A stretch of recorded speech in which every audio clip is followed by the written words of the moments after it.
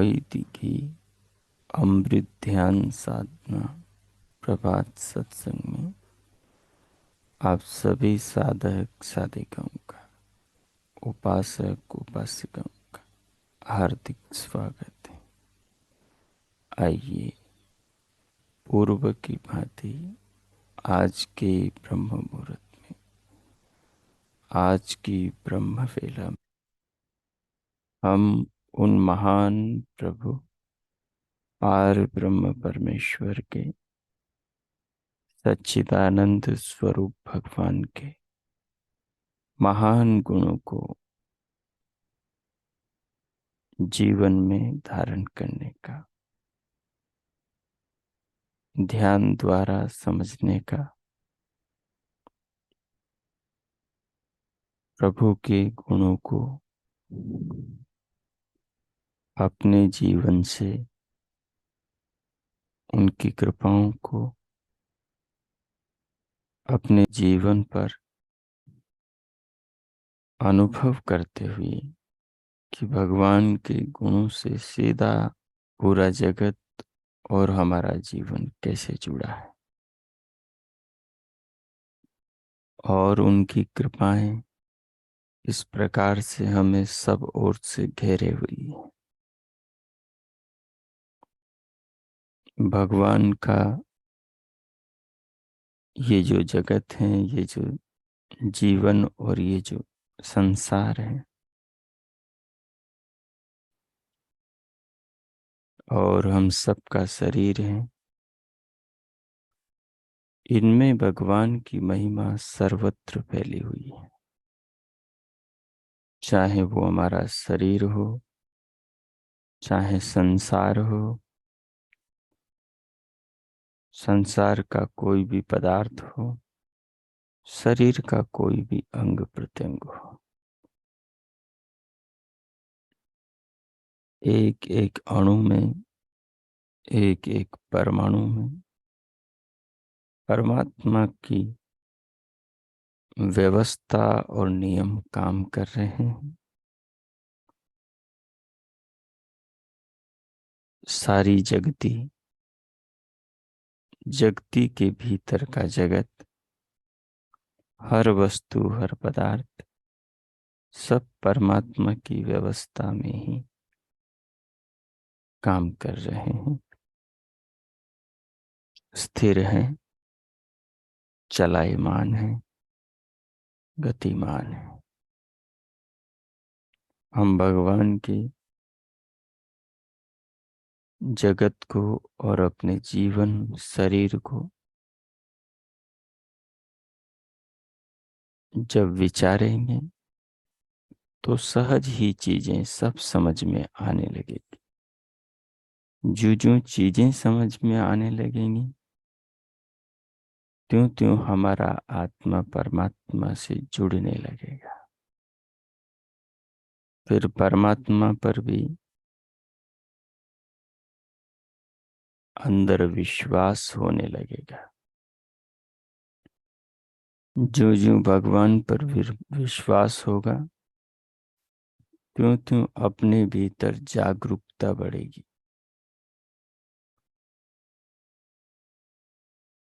बुद्धिमान मनुष्य वह होता है जो चीजों को ठीक ठीक जानने के बाद उन वस्तुओं की प्राप्ति के लिए आलस्य और प्रमाद को त्याग करके कठोर परिश्रम करता है। बिना परिश्रम के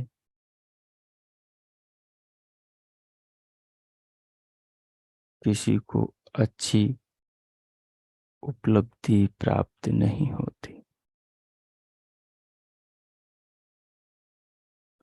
दिन होगा,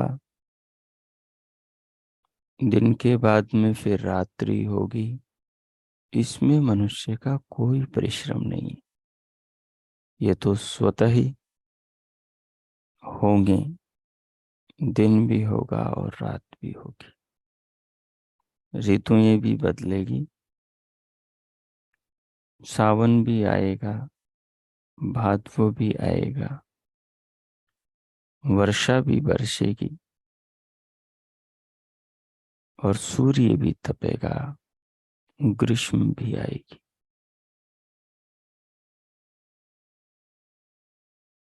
फिर वृक्ष लताएं फल फूलों से लदेगी और फिर पतझड़ में सब पत्ते झड़ जाएंगे, सब पेड़ पौधे प्रकृति उदास हो जाएगी। ये सिलसिला तो चलता रहेगा, ये कभी न रुकेगा।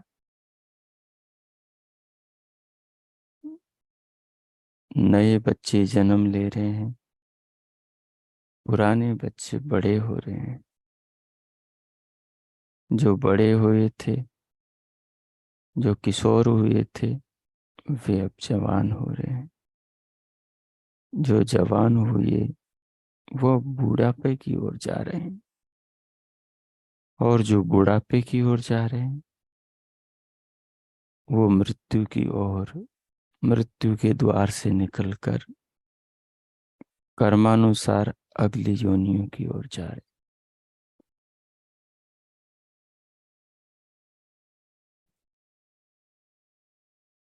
पर मानव,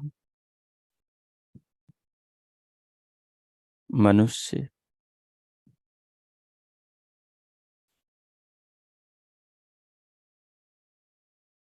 इस बात से उतना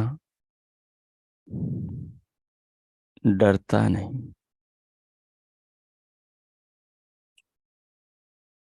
अपनी उन्नति से उतना प्रेम करता नहीं जितना अपने शरीर के सुखों से करता है।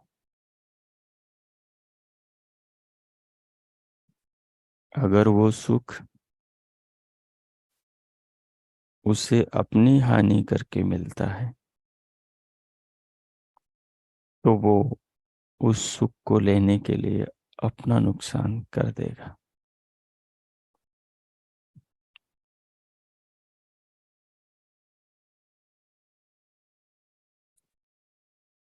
उस सुख के लिए यदि कोई पाप कर्मा से उसका बनता है, उसे किसी को दुख, उसे किसी को कष्ट देना है, अपने मतलब के लिए उसे किसी को सताना है, तो वो भी गुनाह वो कर देगा।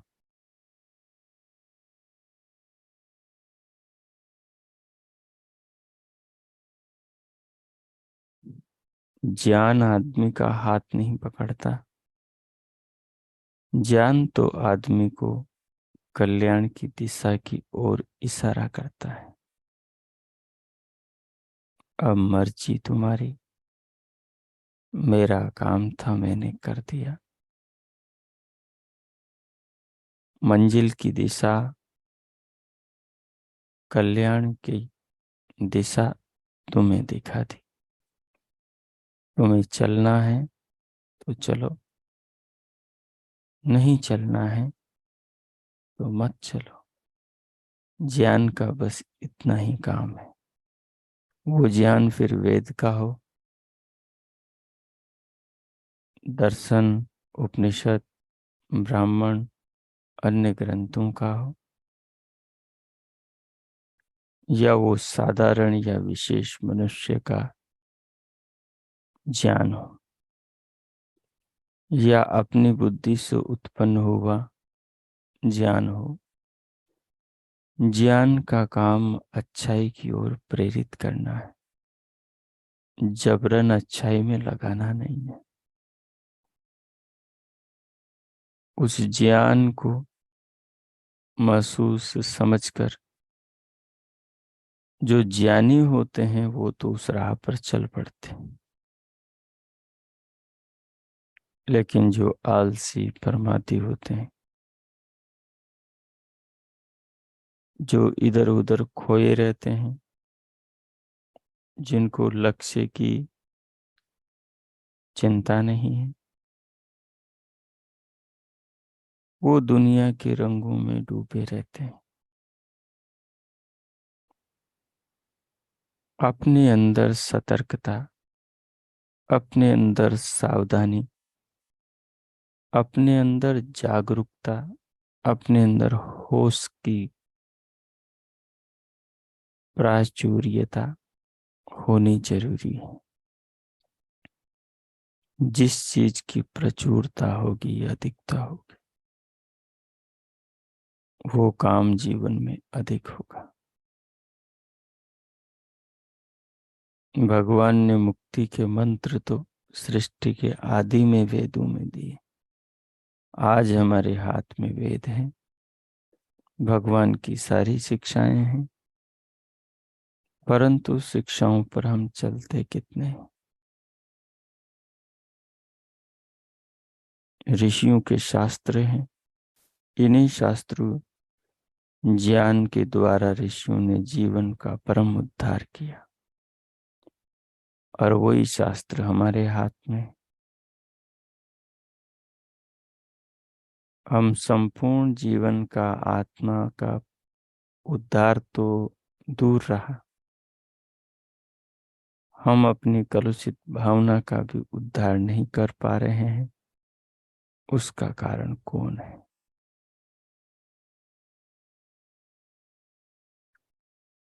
संसार, चांद सूरज, धरती आकाश, ऋतुएं मौसम। कौन है उसका आधार?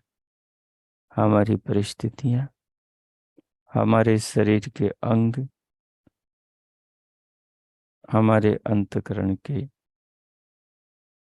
अंतकरण, या हमारा संकल्प, हमारी इच्छा शक्ति, हमारी समझदारी। इसमें हम ही जिम्मेदार हैं।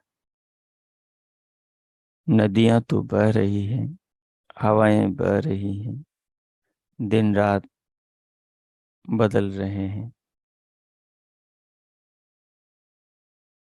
दिन सप्ताह में सप्ताह, महीनों में महीने, 6 महीनों में 6 महीने, साल में बदल रहे हैं।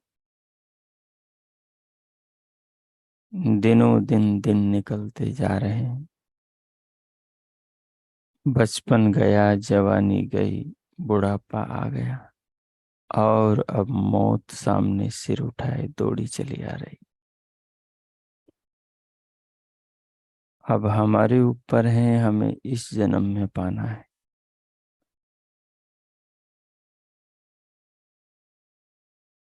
या उस अज्ञात जन्म की कल्पना करके उस पर छोड़ देना है जिसका हमें कुछ भी पता नहीं, या जो सामने हैं अपने, उसके लिए वर्तमान जीवन को पुरुषार्थ में लगाना है।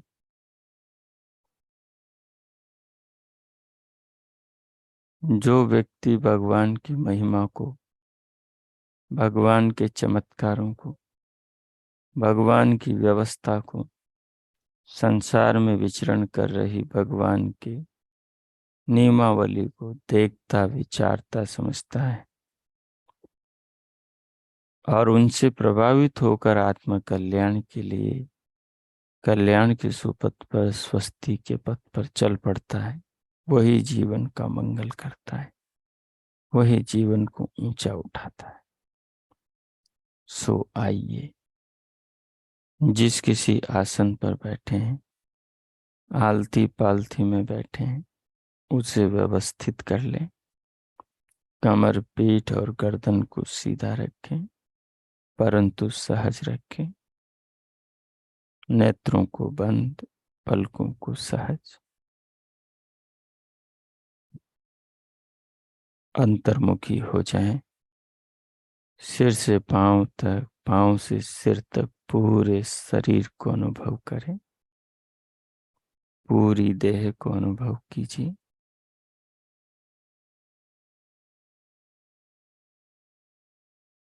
शरीर को अनुभव करते हुए बाहर से भीतर आने वाली श्वास को, प्राणवायु को लंबा गहरा लयबद्ध कीजिए।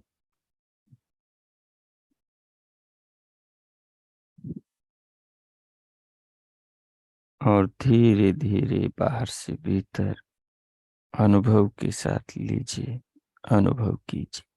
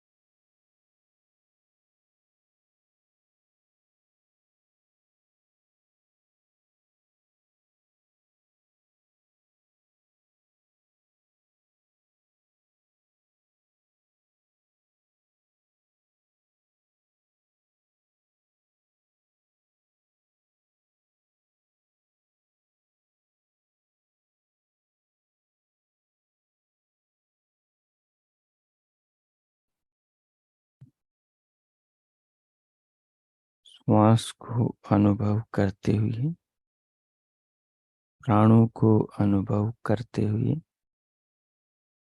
दिव्य नाद को सुने, भ्रुकुटी में दिव्य प्रकाश को देखें।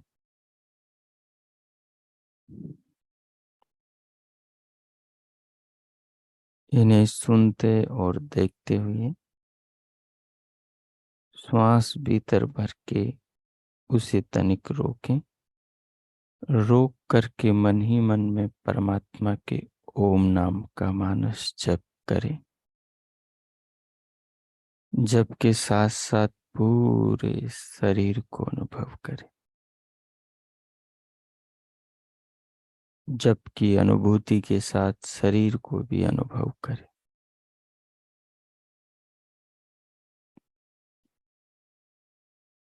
शरीर की अनुभूति करने वाले, जप की अनुभूति करने वाले, दिव्य प्रकाश की अनुभूति करने वाले स्वयं को, अनुभविता आत्मा को भी अनुभव करें।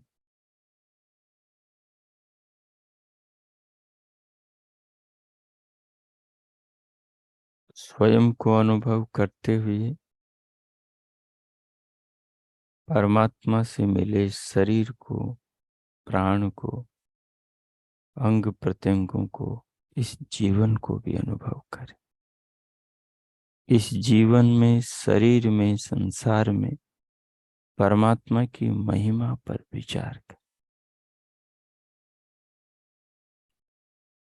मैं 5-7 मिनट के लिए मौन होता हूँ। आप ये प्रयोग करें। पूर्णतः स्वयं को शांत, एकाग्रचित करते हुए, पूर्ण धैर्य के साथ में, प्रसन्नता के साथ में, आनंद के साथ में, उल्लास के साथ जीवन का इन क्षणों को, इस समय को महान कल्याण का अवसर समझते हुए इसका सदुपयोग करें। ओ कीजिए।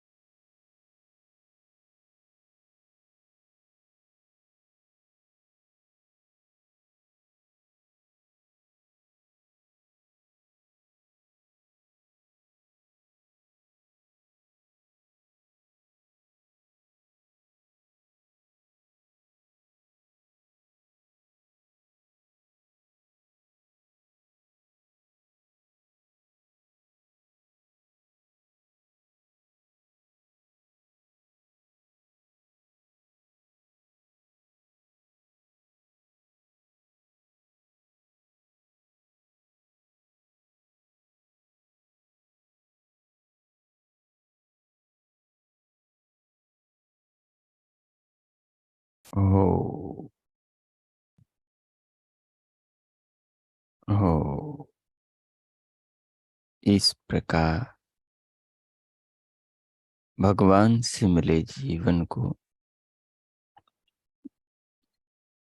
शरीर को, शरीर के भीतर की प्रभु व्यवस्थाओं की महिमा को, इस विशाल विश्व में जो भगवान ने चमत्कार कर रखे, अद्भुत निराले पदार्थ बना रखे, अद्भुत विचित्र व्यवस्थाएं कर रखी, सबको नियमों में बांध कर सुव्यवस्थित जीवन और जगत को गति दे रहे हैं। भगवान की इस महान महिमा का अनुभव करते हुए, उनके नाम का मानस जप करते हुए, उनके दिए, उनके बनाए शरीर को अनुभव करते हुए और अनुभव करने वाले अनुभविता आत्मा को खुद को अनुभव करते हुए,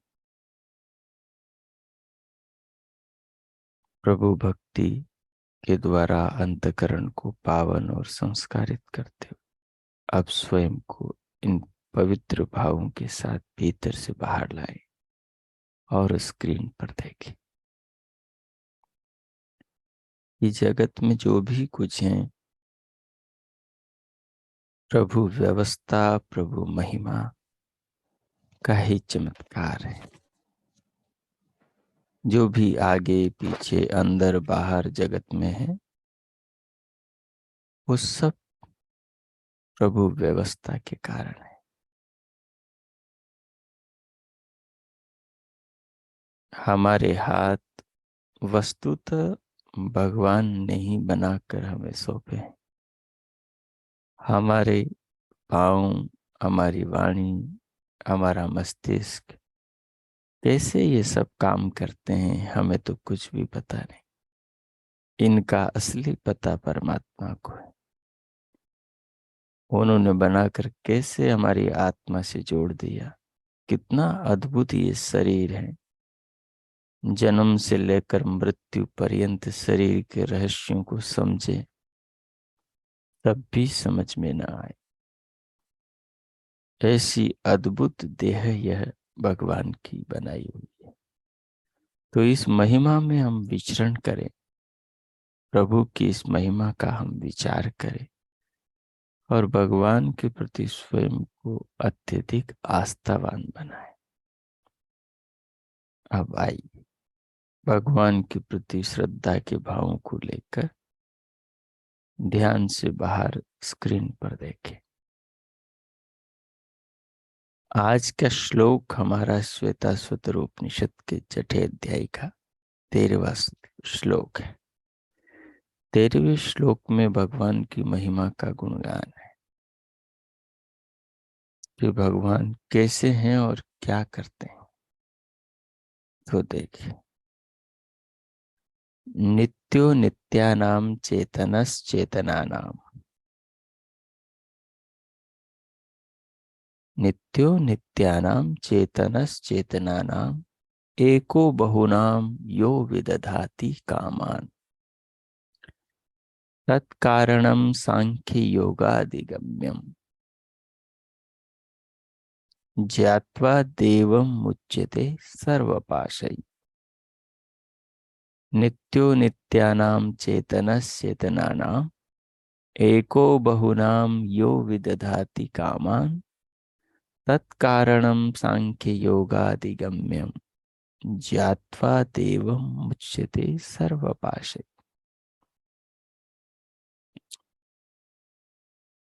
श्लोक का अभिप्राय है कि यो नित्यानाम नित्य है, जो नित्य पदार्थों में नित्य है। नित्य कौन है? प्रकृति नित्य है, आत्मा नित्य है, परमात्मा नित्य है। आत्मा और प्रकृति जैसे नित्य हैं, परमात्मा भी नित्य है।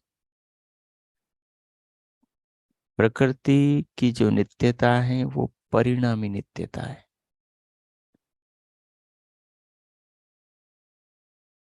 लेकिन परिणामी नित्यता के साथ भी नित्य प्रकृति है। जीवात्मा की जो नित्यता है वो कूटस्थ नित्यता है, और परमात्मा की जो नित्यता है वो भी कूटस्थ नित्यता है। जीवात्मा का जो ज्ञान है वो अनित्य है, वो परिवर्तनशील है, वो घटता बढ़ता है, वो अंतकरण में निवास करता है, आत्मा में नहीं रहता। परमात्मा का जो ज्ञान है वो शाश्वत है, उनके साथ में सदा है।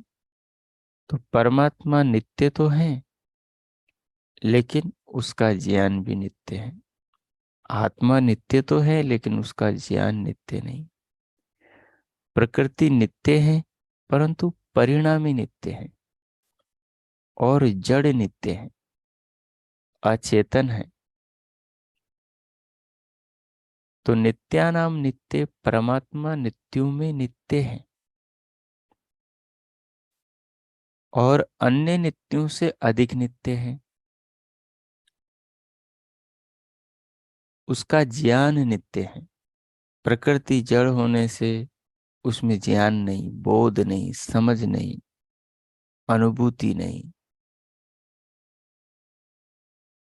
आत्मा नित्य होने से उसमें ज्ञान है, वो अनुभव करता है, वो फील करता है, वो दुख सुख को महसूस करता है। परंतु एक स्थिति अवस्था में, अच्छी अवस्था में, वो सदा स्वयं को रख नहीं सकता। उसका ज्ञान अनित्य है, परिवर्तित है, परिवर्तनशील है। लेकिन परमात्मा खुद भी नित्य है, अपना उसका ज्ञान भी नित्य है। उसके गुण, उसकी शक्ति, उसका सामर्थ्य सब नित्य है। तो नित्यानाम नित्य है, परमात्मा नित्यों में नित्य है। चेतना नाम चेतना, और सभी चेतनों में परमात्मा चेतन है। नित्य प्रकृति भी है, परमात्मा भी है, और आत्मा भी है। लेकिन चेतन, चेतन आत्मा और परमात्मा है, प्रकृति जड़ है। तो नित्य तो तीनों थे। तो इन तीनों तीनों में भी जो, अर्थात इन दोनों में, प्रकृति और आत्माओं में, जो विशेष ज्ञान से युक्त नित्य है वो परमात्मा है। और जो नित्य है, नित्य पदार्थ, सारी आत्माएं और परमात्मा, ये जो चेतन है, सभी आत्माओं में जो विशेष चेतन वो परमात्मा है। चेतना का मतलब है चेतना भी और जागरूकता भी। आत्मा जब सुषुप्ति में रहता है, निद्रा में रहता है, तो मूर्छित रहता है। आत्मा जब शरीर से निकल जाता है तो कैसा होता है? कोई बोध नहीं होता, उसे कुछ पता नहीं होता। आत्मा जब तमोगुण से ग्रसित होता है, आलस्य, प्रमाद, निद्रा, तंद्रा में होता है, तो मूर्छित होता है, बेहोशी में होता है, अजागरूक होता है। लेकिन परमात्मा वो चेतनों में भी विशेष चेतन है, वो जागरूकों में विशेष जागरूक है। वो कभी मूर्छित नहीं होता, वो कभी आलस्य प्रमाद में नहीं जाता, वो कभी तंद्रा निद्रा में नहीं जाता, वो कभी बोध विहीन नहीं होता सृष्टि से। परमात्मा सदैव जागरूक है। वो समस्त जीवात्माओं में विशेष रूप से चेतन, जागरूक, सबको हर पल जानने वाला है।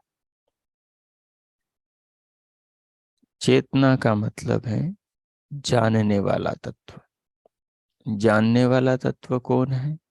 क्योंकि नित्य तो तीनों हैं, लेकिन उनमें प्रकृति भी नित्य है, लेकिन प्रकृति जानती नहीं है किसी चीज को, क्योंकि वो जड़ है। जानने वाला कौन है? आत्मा और परमात्मा। हमेशा जानने वाला कौन है? परमात्मा। आत्मा हमेशा नहीं जानता। वो जब जागरूक होता है, सतर्क होता है, सावधान होता है, तभी जानता है। और विशेष पदार्थों को तो जब वो समाधि से युक्त होता है तभी जान पाता है। बाकी संसार को सामान्य अवस्था में भी जानता है, लेकिन एक साथ सबको नहीं जानता। जितना उसका क्षेत्र जानने का है उतनी ही चीजों को जान पाता है। जितना मन एक बार में उसे जना पाता है उतना ही जान पाता है। तो चेतना नाम चेतना, परमात्मा जागरूकों में विशेष जागरूक है, चेतनों में विशेष चेतन है। चेतनों का भी चेतन, चेतनों को भी चेताने वाला, जगाने वाला, होश में लाने वाला, कहने वाला, यो जागा रह तम ऋचः कामयन्ति। जो जागता है उसी के ऋचाएं काम आती, उसी की कामनाओं को सिद्ध करती। बहु नाम एक, और वो बहुतों में एक। जो बहुत नित्य पदार्थ हैं, उन नित्य पदार्थों में वो एक सबसे उनमें निराला है। बहुत जो चेतन है, उन चेतनों में सबसे निराला चेतन वो एक है। वह सर्वोपरि है। यह कामान विददाति, जो कामनाओं को पूर्ण करता है।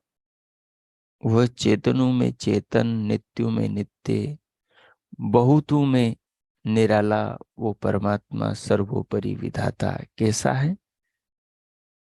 यह कामान विददाति, जो कामनाओं को, समस्त कामनाओं को, धार्मिक कामनाओं को, परिश्रम करने वाले धर्मात्मा लोगों की कामनाओं को पूर्ण करने वाला है, पापियों की कामनाओं को नहीं। तत्कारणम, तत्कारणम, सबकी कामनाओं को पूर्ण करने वाला वो परमात्मा जो तात्विक रूप में सृष्टि का निमित्त है, समस्त कामनाओं का, पदार्थों का सृजन करने वाला है, उनको पूरी करने के लिए व्यवस्था करने वाला है, जिन पदार्थों की कामना है उन पदार्थों का निर्माण करने वाला है। सांख्य योगाधिगम्यम, उस परमात्मा की प्राप्ति भक्त को कैसे होती? तो करें सांख्य योगाधिगम्यम। सांख्य अर्थात ज्ञान योग के द्वारा, अथवा योग यानी निष्काम कर्म योग के द्वारा। सांख्य ज्ञान प्रदान शास्त्र है और योग कर्म प्रदान शास्त्र है। कर्म प्रधान का अर्थ है प्रायोगिक, प्रैक्टिकल।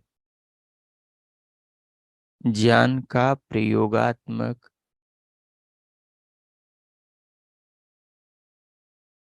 क्रियात्मक योग द्वारा साक्षात्कार कराने का जो अनुसंधान है या विधि है, उसको बताने वाला योग है।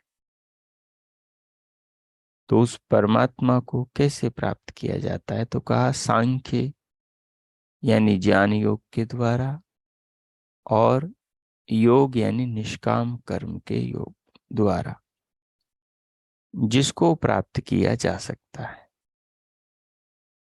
उस परमात्मा को देवम यानी ज्योति स्वरूप, सब पदार्थों का देने वाला,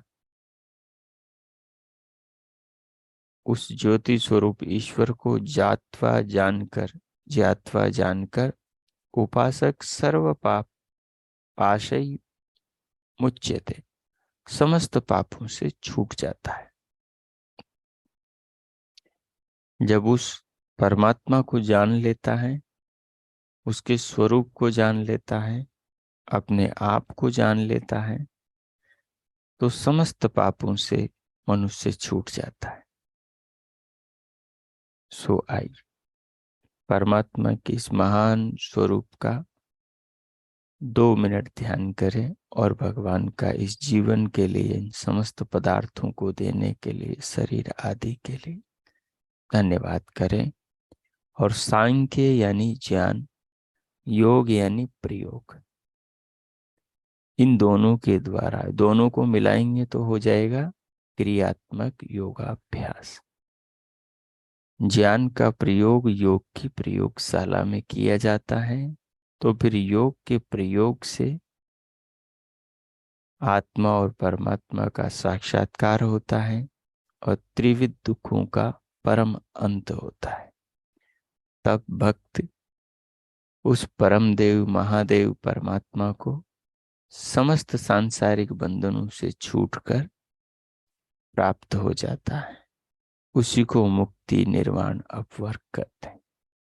सो आई 2 मिनट इस श्लोक के भाव को आत्मसात करते हुए ध्यान में भगवान से स्वयं को रूबरू करते हुए भगवान की कृपा स्वरूप जीवन को, शरीर को अनुभव करते हुए प्रभु का धन्यवाद करेंगे। ओम कीजिए। मैं मौन होता हूँ 2-3 मिनट।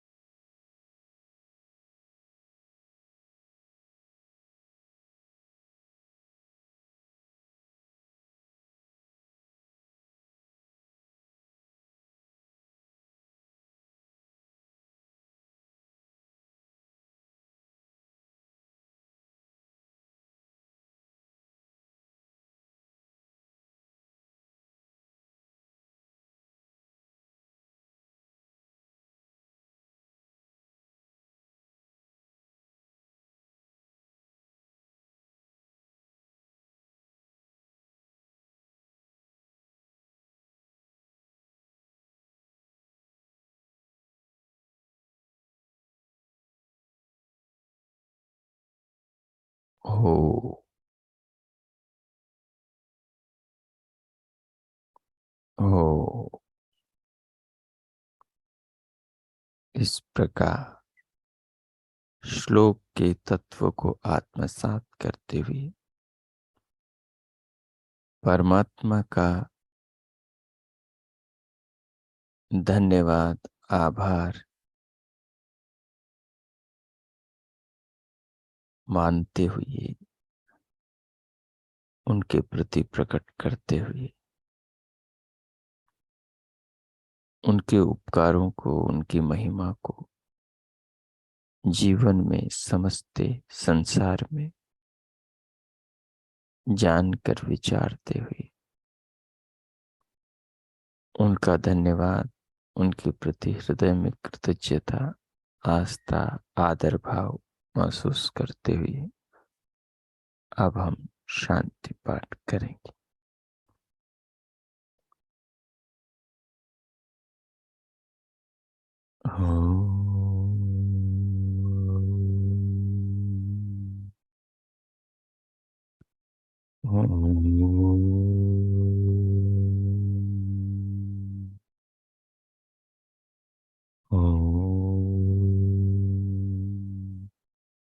शांति शांति शांति। ओम।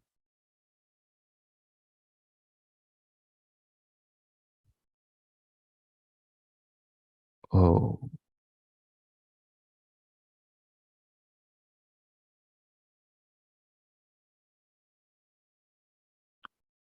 आज का आप सबका दिन शुभ हो, मंगलमय हो। प्रभु सबका मंगल करे। सबके लिए बहुत बहुत शुभकामनाएं। इति ओम। अब दोनों हथेलियों का परस्पर घर्षण करें, पूरे मुखमंडल का स्पर्श करें, उंगलियों के मध्य से पलकें खोलते भीतर से बाहर आ जाए। ओ, अब किन्हीं को कुछ पूछना है, कोई बात समझ नहीं आए हो तो पूछ सकते हैं। स्वागत है। ओ।